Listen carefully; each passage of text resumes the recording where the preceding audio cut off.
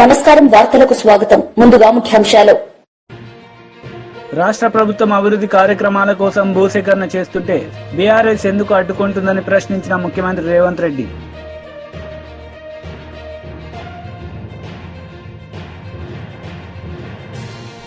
శాంతి భద్రతల విషయంలో రాజీ పడబోమని ముఖ్యమంత్రి చంద్రబాబు నాయుడు స్పష్టం.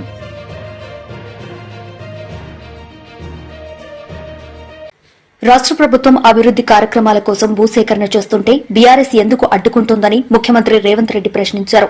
తాగేందుకు నీళ్లు లేక అల్లాడుతుంటే కొడంగల్ ఎత్తిపోతలను నిర్మించాలని ప్రయత్నిస్తుంటే ఎందుకు కుట్రలు పన్నుతున్నారని నిలదీశారు. భూసేకరణపై కుట్రలు పన్నిన కేటీఆర్ జైలుకు వెళ్లక తప్పదని ప్రకటించారు. ఆయన ఏమన్నాడే కేసీఆర్ ఊరేసుకుంటే ఊరేసుకున్నట్టే అన్నాడు. అన్నోడు అన్నట్టు ఉండాలి కదా. ఆయన మాత్రం ఫామ్ హౌస్ లో 150 ఎకరాలు ఊరేసుకున్నాడు. అవన్నీ లెక్కలు తీసి బయట పెట్టిన వీడియోలతో సహా. మా సారా చేసుకున్నాడు కానీ అని వాళ్ళ తాబేదారులు వచ్చి చెప్పారు. ఆ తర్వాత మన ప్రభుత్వం వచ్చినాక ఉత్తమ్ కుమార్ రెడ్డి గారితో వ్యవసాయ శాఖ మంత్రితో మాట్లాడి వరి పండించాల్సిందే, వరి కొనాల్సిందే, సన్న ఒడ్లు వండిస్తే 500 బోనస్ ఇస్తామంటే ఇవాళ 66 లక్షల ఎకరాలల్లా 1,53,00,000 మెట్రిక్ టన్నుల వరి ధాన్యాన్ని ఇవాళ తెలంగాణ గడ్డ పండించింది. స్వతంత్రం వచ్చినప్పటి నుంచి ఉమ్మడి ఆంధ్రప్రదేశ్లో కూడా ఇంత వరి పంట రాలేదు. ఇవాళ మన 10 నెలల ప్రభుత్వంలో 1,53,00,000 మెట్రిక్ టన్నుల వడ్లు పండించిందంటే అది మన రైతన్నల గొప్పతనం కాదా? గతంలో వడ్లు అంటే కాళేశ్వరం నీళ్లు తెచ్చిన అన్నాడు. ఆ దిక్కుమాలినోడు కట్టిన కాళేశ్వరం మేలిగడ్డ, అన్నారము, సుందిల్ల 3 కుప్పగూళ్ళాయి. వెనకటికి కూడా పనిమంతుడు పందిరేస్తున్నట కుక్కతో తలిగి కూలిపోయిందంట. కాళేశ్వరం కట్టిండెప్పుడు కూలిందెప్పుడు 1,00,000 కోట్లు నిండా మింగిండు, ఫామ్ హౌస్లో బోర్లో వండిండు. కాళేశ్వరం నుంచి సుక్క నీళ్లు లిఫ్ట్ చేయకుండా ఆనాడు కాంగ్రెస్ పార్టీ కట్టిన శ్రీరామ్ సాగర్ కావచ్చు, లేకపోతే శ్రీపద ఎల్లంపల్లి కావచ్చు, కల్వకుర్తి, భీమా, నెట్టంపాడు, కోయిల్ సాగర్, శ్రీశైలం, నాగార్జున సాగర్, హంద్రి, నీవా అక్కడ కడితే ఇక్కడ ఈ ప్రాంతంలో తెలంగాణ ప్రాజెక్టులు కడితే ఈరోజు ఖమ్మంలో కట్టిన ప్రాజెక్టులు, వరంగల్లో కట్టిన ప్రాజెక్టులు, నిజామాబాద్, కరీంనగర్లో కట్టిన కాంగ్రెస్ కట్టిన ప్రాజెక్టులతో ఈరోజు 1,53,00,000 మెట్రిక్ టన్నుల వడ్లు ఈరోజు తెలంగాణలో వండినాయి. 1,00,000 కోట్లు కాళేశ్వరంలో కాంట్రాక్టర్లకు కాలబెట్టిండు. పాలమూరు రంగారెడ్డికి 20,000 కోట్లు కాలబెట్టిండు. ఇంతవరకు సుక్క నీరు రాలేదు. కాళేశ్వరంలో 52,000 ఎకరాలకు ఇచ్చాడు. 1,00,000 కోట్లు కాంట్రాక్టులకు బిల్లు ఇస్తే 52,000 ఎకరాలకు నీళ్ళు వచ్చినాయి. ఈసారి అవి కూలిపోయి అది కూడా రాలే. ఇప్పటి వరకు చంద్రశేఖరరావు గారు ఈ 10 ఏళ్లల్లా 1,83,000 కోట్ల రూపాయల ప్రజాధనాన్ని ఇరిగేషన్ ప్రాజెక్టుల మీద పెట్టిండు. నేను సూటిగా అడుగుతున్నా, ఏ ప్రాజెక్ట్ అయినా నువ్వు పూర్తి చేసినవా? ఏ ఒక్క ప్రాజెక్ట్ అయినా తెలంగాణ ప్రజలకు అంకితం చేసినవా? ఇది పూర్తయింది, ఇది ప్రజలకు అంకితమైంది, దీంట్లో నీళ్ళు వస్తున్నాయని చెప్తావా అని నేను అడుగుతున్నా. ఇవాళ మల్లన్న సాగర్ అంటాడు, రంగనాయక్ సాగర్ అంటాడు, కొండపోచమ్మ అంటాడు. రంగనాయక్ సాగర్ కడితే రంగనాయక్ సాగర్ దగ్గర హరీష్ రావు ఫామ్ హౌస్ కట్టుకున్నాడు. 3 దిక్కుల ప్రాజెక్ట్ ఉంటుంది, మధ్యలో ఆయనకు ఫామ్ హౌస్ ఉంటుంది. ఆయనకు 360 డిగ్రీలు వాటర్ ఫ్రంట్ వ్యూ ఉండాలంట. భూసేకరణ కోసం తీసుకున్న భూమిని హరీష్ రావు పేరు మీదకి బదిలీ చేపించుకున్నాడు. ప్రాజెక్టు కోసం సేకరించిన భూములు రంగనాయక్ సాగర్, సిద్దిపేట దగ్గర ప్రాజెక్టు కోసం సేకరించిన భూములు ప్రాజెక్టుల నుంచి తొలగించి హరీష్ రావు ఫామ్ హౌస్ కట్టుకున్నాడు. దానికి లెక్క చెప్పాల్సింది హరీష్ రావు గారు. ఏం చింత చేయకు, లెక్కలు తీస్తున్నా, నీ లెక్క చెప్తా. కొండపోచమ్మ ప్రాజెక్టు కట్టిందే కేసీఆర్ ఫామ్ హౌస్ కు కాలువలు తీసుకెళ్లడానికి. ఇవాళ నిజ నిర్ధారణ కమిటీ వేసుకుందాం, కొండపోచమ్మ ప్రాజెక్టుకు పోదాం. కొండపోచమ్మ నుంచి డైరెక్ట్ గా కేసీఆర్ ఫామ్ హౌస్ 100 ఎకరాలకు కాలువ డైరెక్ట్ ఆయన ఫామ్ హౌస్ లోకి వెళ్ళి తీసుకుపోయాడు. 1,000 కోట్లు ప్రజలై ఖర్చు పెడితే నీ ఫామ్ హౌస్ కు నీళ్లు తీసుకెళ్తావా? ఇది న్యాయమా? చంద్రశేఖరరావు గారు, నిన్ను నమ్మి నీ చేతిలో రాష్ట్రం పెడితే, నీ కొడుకుని మున్సిపల్ మినిస్టర్ పెడితే జన్వాడలో 111 ఫామ్ హౌస్లు కట్టుకుంటాడు. ఆయన బామ్మార్ది ఇంకోటి కట్టుకుంటాడు. అందులో దీపావళి పండుగ వచ్చిందని చిచ్చుబుట్లు కాకుండా సారా బుట్లు పెట్టి దావతులు చేస్తాడు. ఏమనంటే మేము క్యాసినో నడుపుకుంటాం, మేము సారా బుట్లు పెట్టుకుంటాం, కాబట్టి మమ్మల్ని ఏం అనొద్దు అని. అంటే బావ కళ్ళల్లో ఆనందం చూడడానికి ఆయన బామ్మాడిది ఏమి తాగి తందనాలు ఆడినా డ్రగ్స్ తీసుకున్నాడు ఆ ఇంట్లో దొరికినా కేసు పెట్టొద్దా ఒకసారి ఆలోచన చేయండి. ఎంత సిగ్గు లేకుండా మాట్లాడుతున్నారంటే డ్రగ్స్ తీసుకున్నాడు దొరికిండు కదనే వాడు మొత్తం అందా అవును నేను డ్రగ్స్ తీసుకున్నాను వాడు ఒప్పుకుండు, డ్రగ్స్ ఉన్నోడు దొరికిండని వీడు ఒప్పుకుండు, కానీ వాడిని పట్టుకోవద్దంట పోలీసోడు. ఎందుకంటే మేము బీఆర్ఎస్ నాయకులం కాబట్టి మమ్మల్ని ఏమనొద్దని. ఈ రాష్ట్రంలో ఈ దేశంలో బీఆర్ఎస్ వాళ్ళకి ఏమైనా కొత్త చట్టం ఉందా? ఇడిచిపెట్టాలా?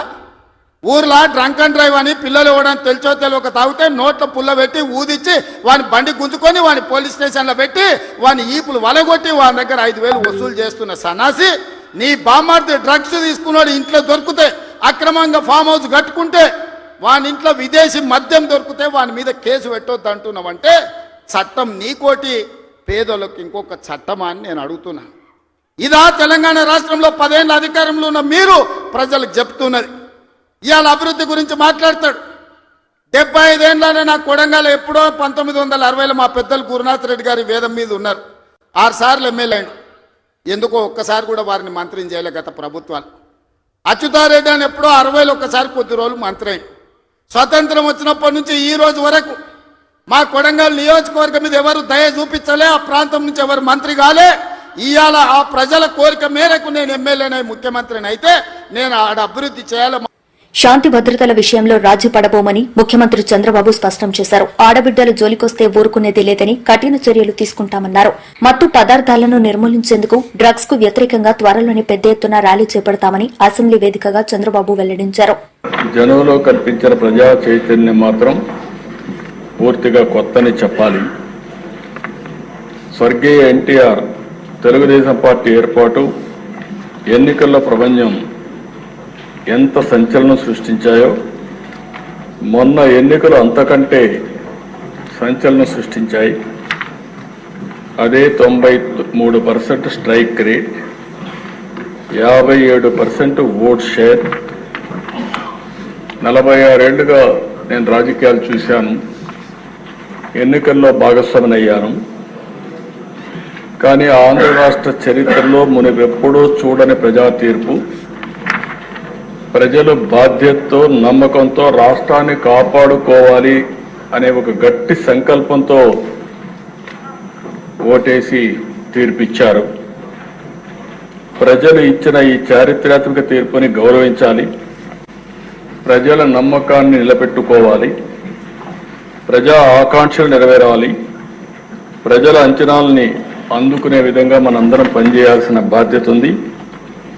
అందుకే ఈ ప్రభుత్వం అనునిత్యం ఆలోచించుకుంటూ ఏ విధంగా ముందుకు పోవాలనో ముందుకు పోయే ప్రయత్నాలు చేస్తున్నాం. అయితే అధ్యక్ష, ఇది జరిగినప్పుడు కూడా ఒక విషయం మీకు చెప్పాలి.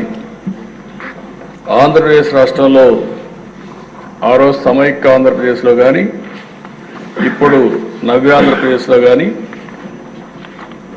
మరే ఏ నేతకు దక్కని గౌరవం నాకు దక్కింది. ఇన్ని సంవత్సరాలు సమైక్య ఆంధ్రప్రదేశ్లో 9 సంవత్సరాలు అందరికంటే ఎక్కువ ముఖ్యమంత్రిగా ఉండే అవకాశం వచ్చింది. 10 సంవత్సరాలు ప్రతిపక్ష నాయకుడిగా పనిచేసే అవకాశం వచ్చింది. అదే మరి ఇక్కడ ఒకసారి రెండోసారి ముఖ్యమంత్రిగా ఒకసారి ప్రతిపక్షంలో పనిచేసే అవకాశం ప్రజలు ఇచ్చారు.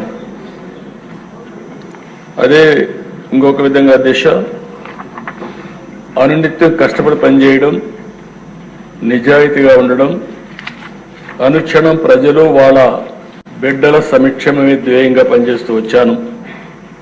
అందుకే 4 దశాబ్దాలుగా ప్రజలు ఆదరించారు. వాళ్లకు నా జీవితాంతం కూడా రుణపడి ఉంటానని చెప్పి మరొక్కసారి ప్రజలందరికీ విజ్ఞప్తి చేస్తున్నాను. వైఎస్సార్సీపీ అధినేత వైఎస్ జగన్ ను మళ్లీ ముఖ్యమంత్రిని చేస్తామన్నారు మాజీ మంత్రి అనిల్ కుమార్ యాదవ్. అలాగే రాష్ట్రంలో వైఎస్సార్సీపీకి పూర్వ వైభవం తీసుకొస్తామని చెప్పుకొచ్చారు. మాజీ మంత్రి అనిల్ కుమార్ నెల్లూరులో మీడియాతో మాట్లాడుతూ, నేను పార్టీ మారుతున్నానంటూ కొన్ని ఛానల్స్ తప్పుడు ప్రచారం చేస్తున్నాయి. నేను రాజకీయాల్లో ఉన్నంత కాలం వైఎస్ జగన్ వెంటే ఉంటాను. వచ్చే ఎన్నికల్లో నెల్లూరు జిల్లాను క్లీన్ స్వీప్ చేసేలా కృషి చేస్తాం. వైఎస్ జగన్ ను మళ్లీ ముఖ్యమంత్రిని చేస్తామని అన్నారు. దూరంగా ఉన్న అని మీరు ఇష్టం వచ్చినట్టు ఏదైనా చేయాలంటే భయపడే గుండె కాదు. వాళ్ళకి తెలుసు భయపడే వాణ్ణి కాదు మూర్ఖుడినేనని. నిజంగానే నేను పల్నాడుకి వెళ్ళి పోటీ చేసిన తర్వాత అక్కడ వాళ్ళు ఎమ్మెల్యేల కన్నా నాకు 40,000 ఎక్కువ. ఒక రకంగా చెప్పాలంటే ఆ ప్రాంతం వాళ్ళు ఎన్నికలు అయిపోయిన తర్వాత కొన్ని ఊర్ల మీద దాడి చేస్తుంటే కూడా పోలేని పరిస్థితి. కారణం ఏంటంటే నేను పోయిన తర్వాత ఆ ఊర్లోకి వెళ్ళిన తర్వాత ఇంకా వాళ్ళ మీదకి, ఎందుకంటే నేను వెళ్ళి వస్తా, ఇంకా వాళ్ళ మీద దాడులు ఎక్కువ అవుతాయేమో.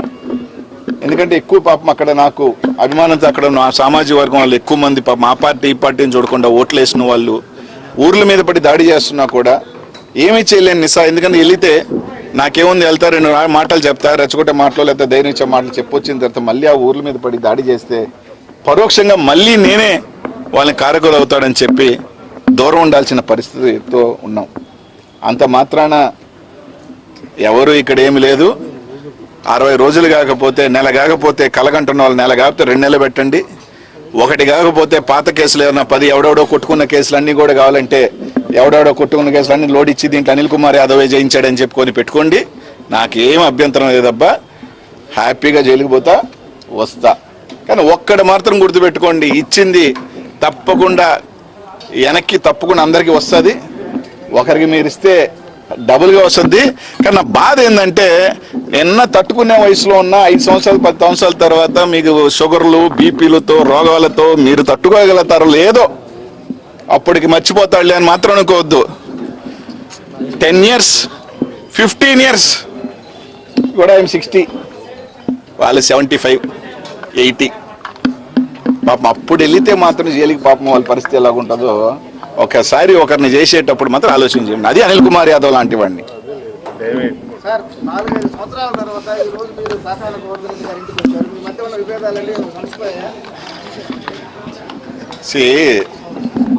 చిన్న చిన్నయో మనస్పర్ధలు అవన్నీ కూడా కొంతమంది సృష్టిస్తారు, కొన్ని ఉండదు. కానీ ఇక్కడ పార్టీ జగన్మోహన్ రెడ్డి చాలా ముఖ్యం. Is above all.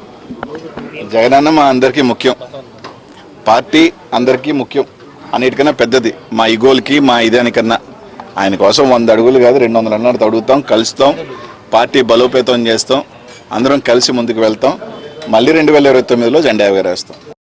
సింపుల్. మీకు ఎవరికైనా వ్యూస్ కావాలంటే అనిల్ కుమార్ యాదవ్ మీద ఏదో వార్త రాస్తే వ్యూస్ వస్తాయి, 4 రూపాయలు వస్తాయి అంటే సంతోషమే, నాకు ఎటువంటి అభ్యంతరం లేదు. నాకు చీకు చింత కూడా లేదు. మీరు రాసిన వల్ల వెంటనే తౌడుకొని అదేదో నేను అనిల్ కుమార్ యాదవ్ ఒకరోజు ఏమో ఫస్ట్ రాగానే చంద్రబాబు నాయుడు కలిసాడు దొంగతనంగానే ఎవడో ఒక యూట్యూబర్ వాడుకున్నాడు, తర్వాత జనసేన అన్నారు, మళ్ళీ నిన్నేదో రాజకీయ సన్యాసం అన్నారు, నా చిన్న రాసుకుంటున్నారు.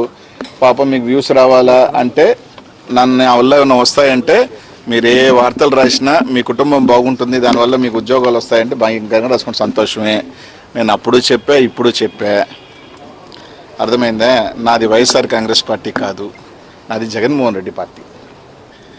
మా బాస్ ఎలా ఉంటే అలాగే నాది, నేను జగనన్న ఎలా ఉంటే అలాగే నా పైన. కేవలం 4-5 నెలలు నాకున్న చిన్న చిన్న దీనివల్ల కొన్ని కార్యక్రమాలు పనుల్లోనూ కొంచెం నాకున్న పర్సనల్ రీజన్స్, నా ఫ్యామిలీ దీనివల్ల కొంచెం దూరం ఉన్నానే తప్ప బాస్కి దూరం అయ్యే పని లేదు. బాస్కి నేను ఎప్పుడూ చెప్పాను, మళ్ళీ నేను నిజంగా జగన్మోహన్ రెడ్డికి దూరం అవ్వాల్సి వచ్చిన రోజు కొంచెం దూరంగా రాజకీయాలుగా దూరంగా బతుకుతానే తప్ప ఇంకో పార్టీ గుమ్మం చూసే వ్యక్తిని కానే కాదు. అది నాకు అది ఇంకా వాళ్ళు ఏ విధంగా రాస్తారో కూడా తెలియదు. అప్పుడప్పుడు నవ్వు వస్తుంది. కానీ ఆ జనసేన వాళ్ళైనా నాకు ఫోన్ చేసి ఏం సార్ వస్తున్నాను వాళ్ళు కూడా అడగపాయా, వాళ్ళు కూడా తెలుసు కాబట్టి ఇవన్నీ వేస్ట్ మాటలు. తప్పకుండా మా బాస్ కోసం వస్తాం తొందరలోనే. వచ్చిన తర్వాత నాన్ స్టాప్గానే మళ్ళీ ఉంటాం, ఏం ఇబ్బంది లేదు. అలాగే పాపం కొంతమంది నన్ను ఏదో పాత కేసుల్లో ఏదో కేసులో జైల్లో పెట్టాలా, 1 రోజులన్నా జైల్లో ఉండాలా అనిల్ కుమార్ యాదవ్ అని కొంతమంది ఆరాటి పడిపోతున్నారని విన్నా. ఈ జిల్లాలో కొంతమంది కనీసం 1 నెల ఉండాలా, కనీసం ఏదో కేసులో అయినా పేరు పెట్టండి, ఇరికిచ్చండి. సూపర్ 6 హామీలు అమలు చేయడంలో కూటమి ప్రభుత్వం విఫలమైందని వైఎస్సార్సీపీ అధ్యక్షులు వైఎస్ జగన్మోహన్ రెడ్డి మండిపడ్డారు. హామీలు అమలు చేయలేకే చంద్రబాబు బడ్జెట్ ఆలస్యం చేశారు. బడ్జెట్ ప్రవేశపెడితే రాష్ట్రానికి ఉన్న అప్పులు చూపించక తప్పదని చెప్పారు. అబద్దాలనే నిజాలుగా నమ్మించే యత్నానికి తెరలేపిన చంద్రబాబు సర్కార్పై వైఎస్ జగన్మోహన్ రెడ్డి తీవ్ర స్థాయిలో మండిపడ్డారు. అసెంబ్లీ సాక్షిగా చంద్రబాబు అబద్దాలు చెప్పారు. ఆయన్ను బొంకుల బాబు అని ఎందుకు అనకూడదు అంటూ వైఎస్ జగన్ మండిపడ్డారు. బిల్లులు లెస్ దెన్ 1000 crores ఉన్న పరిస్థితి నుంచి ఏకంగా ఈరోజు ఆరోగ్యశ్రీ అమౌంట్స్ ఏకంగా 3600 కోట్లు దాటిన పరిస్థితులు. మా హయాంలో 3700 కోట్ల రూపాయలకు సంబంధించిన ఆరోగ్యశ్రీ వ్యవస్థను ఆ రకంగా బిల్లులు ఇస్తూ ఆ రకంగా ఆరోగ్యశ్రీని పెంచి ఎఫిషియెంట్గా చేస్తూ పేదవాడికి దగ్గరై గొప్పగా ఆ కార్యక్రమాన్ని మేము నిర్వర్తిస్తూ ఉంటే వీళ్ళు దీన్ని ఏం చేస్తారు? ఇది నిజంగా సోషియో ఎకనామిక్ సర్వేలు వీళ్ళు రాసిన మాటలు ఒకసారి చదువుదాం, చాలా ఇంట్రెస్టింగ్గా ఉంటాయి. డ్యూరింగ్ 2023-24 అండర్ డాక్టర్ ఎన్టీఆర్ వైద్య సేవా స్కీమ్ 2023-24 ఎవరి ప్రభుత్వం ఉందో నాకు అర్థం కాల. వైఎస్ఆర్ గారి పేరా ఎన్టీఆర్ గారి పేరా అంతకన్నా అర్థం కాదు. డ్యూరింగ్ 2023-24 అండర్ డాక్టర్ ఎన్టీఆర్ వైద్య సేవా స్కీమ్ అంట. వైఎస్ఆర్ ఆరోగ్యశ్రీ పేరును మార్చేసినారు. 2023 నుంచి 2023-24 అంటే అది మా హయాంను వాళ్ళ హయాం కింద రాసుకున్నారు. డాక్టర్ ఎన్టీఆర్ వైద్య సేవా స్కీమ్ కింద 13,22,319 మంది పేషెంట్లకు మేలు జరిగించినారంట. 3,762 కోట్ల రూపాయలు ఖర్చు చేసినారంట.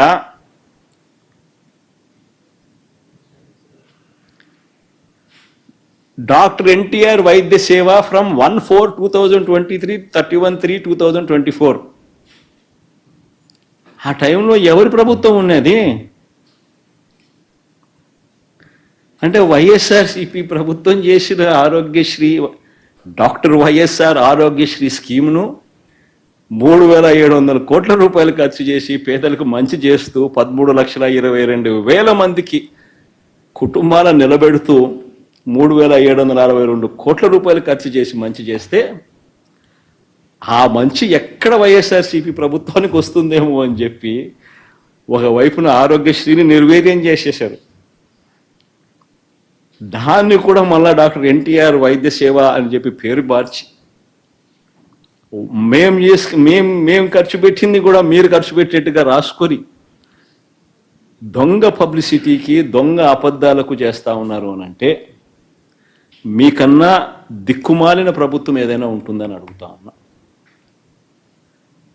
ఈరోజు ఆరోగ్యశ్రీ పరిస్థితి ఏమిటి మీ హయాంలో? 104, 108 ఎంప్లాయీస్ ధర్నాలు చేస్తూ ఉన్నారు. మీ ప్రభుత్వం వచ్చి 6 నెలలు అయితే 4 నెలల నుంచి జీతాలు అందడం లేదని చెప్పి ధర్నాలు చేస్తూ ఉన్నారు. ఈరోజు 104, 108 పరిస్థితి అది. ఆరోగ్యశ్రీలో ఈరోజు నెట్వర్క్ హాస్పిటల్కి సంబంధించిన బిల్స్ మీ ప్రభుత్వం అధికారంలోకి వచ్చిన తర్వాత 1 ఏప్రిల్ నుంచి ఈ రోజు దాకా బిల్స్ పెండింగ్, 6 నెలల బిల్స్ పెండింగ్.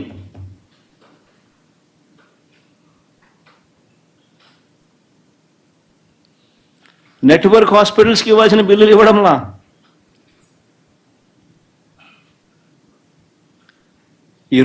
కడప జిల్లాలో ఉక్కు పరిశ్రమ ఏర్పాటుకు ప్రభుత్వం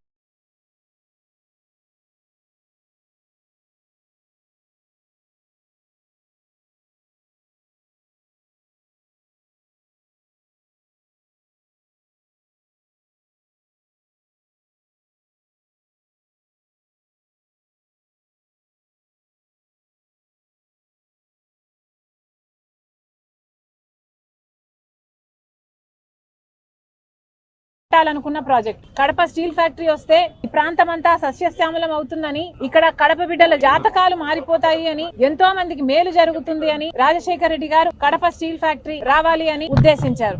నిజానికి రాజశేఖర రెడ్డి గారు ఉన్నప్పుడే కడప స్టీల్ ఫ్యాక్టరీ కోసం ఎన్నో ప్రయత్నాలు చేసి దీన్ని సాకారం చేయాలి అని పూర్తి బ్లూ ప్రింట్ కూడా తయారు చేశారు. 10,000 ఎకరాలలో 20,000 కోట్ల పెట్టుబడితో 20 మిలియన్ల టన్నులు ఉత్పత్తి చేసే కెపాసిటీ గల ప్లాంట్ ని ఇక్కడ ఏర్పాటు చేయాలి అని మొత్తం ప్లాన్ చేశారు రాజశేఖర రెడ్డి గారు. రాజశేఖర రెడ్డి గారు ఉద్దేశం ప్రకారం 25,000 మందికి డైరెక్ట్ ఎంప్లాయ్మెంట్ ఇస్తుంది, ఇంకో 1,00,000 మందికి ఇండైరెక్ట్ ఎంప్లాయ్మెంట్ ఇస్తుంది ఈ ప్లాంట్ అన్నది రాజశేఖర రెడ్డి గారి ఉద్దేశం అయితే, మరి ఈ రోజు ఏమైంది, ఎక్కడికి పోయింది? అంత గొప్ప ప్రణాళిక తర్వాత వచ్చిన నాయకుల చేతుల్లో నాశనం అయిపోయింది కదా. రాజశేఖర రెడ్డి గారు శంకుస్థాపన చేసింది ఆయన అధికారంలో ఉన్నప్పుడు 2008లో అయితే, ఆ తర్వాత కాలంలో రాష్ట్ర విభజన జరిగినప్పుడు కడప స్టీల్ ఫ్యాక్టరీ తప్పనిసరిగా కట్టాల్సిన ఫ్యాక్టరీ శైల ఆధ్వర్యంలోనే దీన్ని కట్టాలి అని విభజన హామీలలో ఒక హామీ కడప స్టీల్ ఫ్యాక్టరీ. 2014లో కాంగ్రెస్ పార్టీ అధికారంలోకి వచ్చుంటే కడప స్టీల్ ఫ్యాక్టరీ ఈ పార్టీకి పూర్తి కూడా అయిపోయేది. కానీ దురదృష్టం కొద్దీ 2014లో కాంగ్రెస్ పార్టీ అధికారంలోకి రాలేదు కాబట్టి మనకి ప్రత్యేక హోదా రాలేదు, దాంతో పాటు ఏ ఒక్క విభజన హక్కు కూడా మనకు రాలేదు, దాంతో పాటు కడప స్టీల్ ఫ్యాక్టరీ కూడా రాకుండా పోయింది. 2014లోనే కడప స్టీల్ ఫ్యాక్టరీ అయినా ప్రత్యేక హోదా అయినా ఇవన్నీ కూడా సాకారం అవ్వాల్సి ఉంటే బీజేపీ పార్టీ పుణ్యమా అని 2014లో అధికారంలోకి వచ్చారు. అప్పటి నుంచి ఇప్పటి వరకు కూడా ఒక్కటంటే ఒక్క విభజన హామీ కూడా బీజేపీ పార్టీ ఆంధ్ర రాష్ట్రానికి నెరవేర్చలేదు. ఇది అహంకారం కాకపోతే ఏమిటి? కడప స్టీల్ ఫ్యాక్టరీ చేయలే చేయాలి అన్నది విభజన హామీ అయితే కుదరదు అని తేల్చి చెప్పింది బీజేపీ పార్టీ. ఎంత ఆంధ్ర రాష్ట్రం అంటే ఎంత చిన్న చూపు కాకపోతే ప్రత్యేక హోదా ఇవ్వలేదు, ఒక్క విభజన హామీ నెరవేర్చలేదు, కనీసం కడప స్టీల్ ఫ్యాక్టరీ కూడా కుదరదు అని తేల్చి చెప్పింది బీజేపీ పార్టీ. అలాంటి బీజేపీ పార్టీకి పోయిన 5 సంవత్సరాలైనా ఇప్పుడైనా అంతకు ముందైనా అదే బీజేపీ పార్టీకి మద్దతు ఇస్తున్నారు జగన్మోహన్ రెడ్డి గారైనా చంద్రబాబు గారైనా. ఒక్క విభజన హామీ కూడా నెరవేర్చకపోయినా కూడా అదే బీజేపీ పార్టీతో డ్యూయెట్లు పాడుతూ తిరిగారు చంద్రబాబు గారు, జగన్మోహన్ రెడ్డి గారు. చంద్రబాబు గారు 2014లో ముఖ్యమంత్రి అయ్యారు. Kadapa steel factory BJP party మేము కట్టము అని తేల్చి చెప్పాక ఆఖరికి ఇక చంద్రబాబు గారు అధికారంలోంచి ఆయన టర్మ్ అయిపోయింది అన్న టైంలో 4.5 సంవత్సరాలు అయిపోయిన తర్వాత తాపీగా కడప స్టీల్ ఫ్యాక్టరీ ఇక ఎన్నికల కోసమన్నా వాడుకుందాం అనుకున్నారో ఏమో, కడప స్టీల్ ఫ్యాక్టరీ దగ్గర మళ్ళీ ఇదిగో ఈ టెంకాయలతో మళ్ళీ శంకుస్థాపన చేశారు చంద్రబాబు గారు. రాజశేఖర రెడ్డి గారు చేసిన స్థలంలో కాకుండా స్థలం మార్చి చంద్రబాబు గారు మళ్ళీ టెంకాయ కొట్టి శంకుస్థాపన చేశారు. చంద్రబాబు గారి ప్రకారము 4,000 ఎకరాలు భూమి ఇచ్చి 3 మిలియన్ టన్ల ప్లాంట్ కట్టాలి అన్నది చంద్రబాబు గారి ఉద్దేశం. తీరా 6 నెలలు అయిపోయింది, ఎలక్షన్లు అయిపోయాయి, చంద్రబాబు గారు ఓడిపోయారు. 2019లో జగన్మోహన్ రెడ్డి గారు ముఖ్యమంత్రి అయ్యారు. ముఖ్యమంత్రి అయిన 6 నెలలకు మళ్ళీ ఇదిగో ఇదే టెంకాయ మళ్ళీ కొట్టారు. మళ్ళీ ఇంకొక స్థలం మార్చి ఆయన మళ్ళీ శంకుస్థాపన చేశారు. ఆ రోజు జగన్మోహన్ రెడ్డి గారు చెప్పిన మాటలు, ఎన్నికలు 6 నెలలు ఉంది అనంగా టెంకాయ కొడితే దాన్ని మోసము అంటారు, అదే అధికారంలోకి వచ్చిన 6 నెలలకే టెంకాయ కొడితే దాన్ని చిత్తశుద్ధి అంటారు అని ఆస్కర్ డైలాగులు చెప్పారు జగన్మోహన్ రెడ్డి గారు. చిత్తశుద్ధి అంటే ఏమిటో నేను 3 ఏళ్లలో చూపిస్తా, ఈ ప్లాంట్ కడతాను అని జగన్మోహన్ రెడ్డి గారు ఆ రోజు చెప్పిన మాట. దే జమ్మలమడుగులో నేను పుట్టాను, పుట్టిన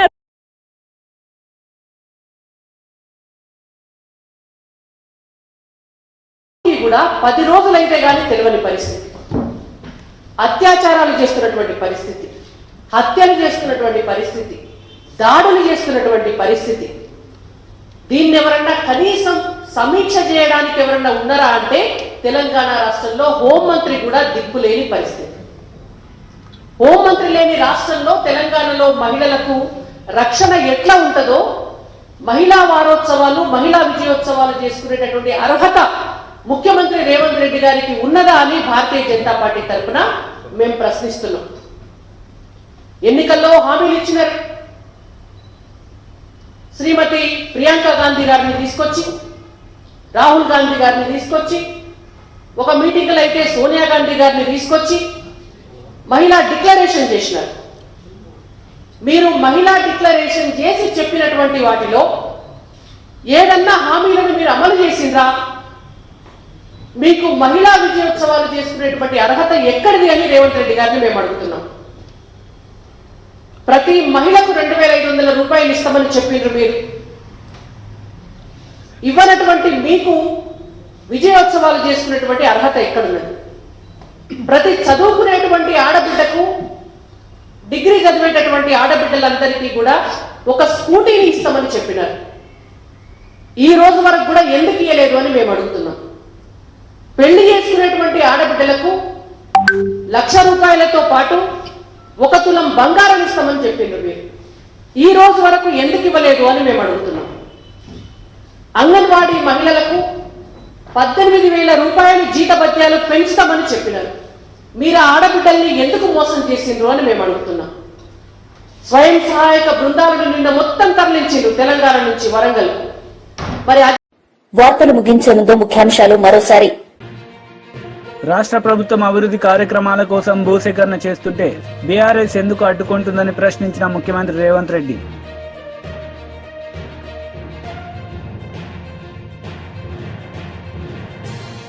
శాంతి భద్రతల విషయంలో రాజీ పడబోమని ముఖ్యమంత్రి చంద్రబాబు నాయుడు స్పష్టం.